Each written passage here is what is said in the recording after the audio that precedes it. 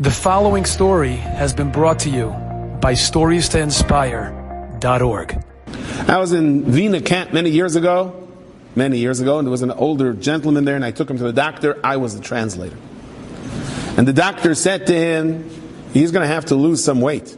The reason I took him was before Tisha B'Av. He wanted to know if he could fast. I said, he wants to know if he could fast. The doctor said he could fast Tisha B'Av, he could fast the day after Tisha B'Av, the day afterwards, and it wouldn't hurt him if he fasted the day before. What's he saying? He's saying it's okay for you to fast Tisha B'Av. Oh, Baruch Hashem. He says, tell him he really has to modify his diet. What should he eat? So I said, the doctor says he wants you to eat, cottage cheese and some vegetables. He goes, I'll eat it, but what else? What do I have for food? I'll take that as the medicine, but what do I have for food? And finally the doctor says to him, let me talk to him straight, okay? I said, try. He says, how old are you? Will wissen, wie alt ihr seid. Zulgem, ich habe gegessen 75 Afikoimens. Tell him I ate 75 Afikoimens. I said, doctor, he ate 75 Afikoimens. He looks at me and says, what in the world is an Afikoim? I said, looks like your grandchildren never stole yours, huh? So I explained to him, it's the matzah that we eat toward the end of the Seder, and it's, it reminds us of the sacrifice on whatever. So he says, what does he mean he ate 75 Afikoimens? Why doesn't he just tell me how old he is? What is he, some kind of wise guy? I said, no, he has a message. Yeah, what's his message? I said, I better think of a good one. So I said, I'll tell you what he really means to say honestly. I said, he had a Pesach Seder. Do you have a Pesach Seder? He says, yeah. But he had a Pesach Seder back home in Hungary.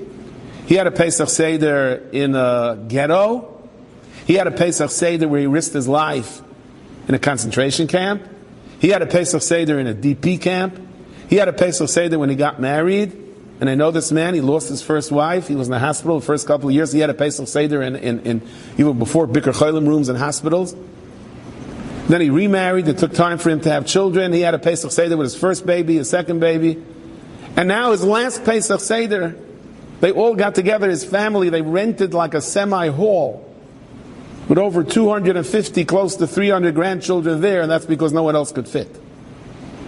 So when he tells you that he ate 75 Afikoimens, he's trying to say he's gone through a lot of ups and downs in his life. And he looks at himself that I am who I am now because I had to have each one of those Pesach Seders where I was.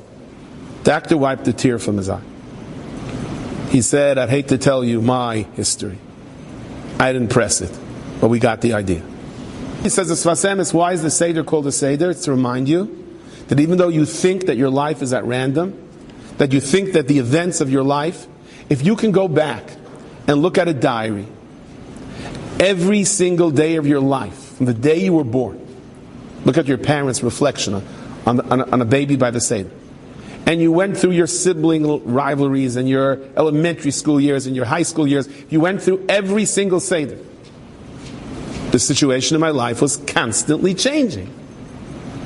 Are they connected? No, we don't see the dots. But after 120, you will see how each one is perfectly synchronized. And every event of my life, one step led to the other. Enjoyed this story? Come again. Bring a friend. StoriesToInspire.org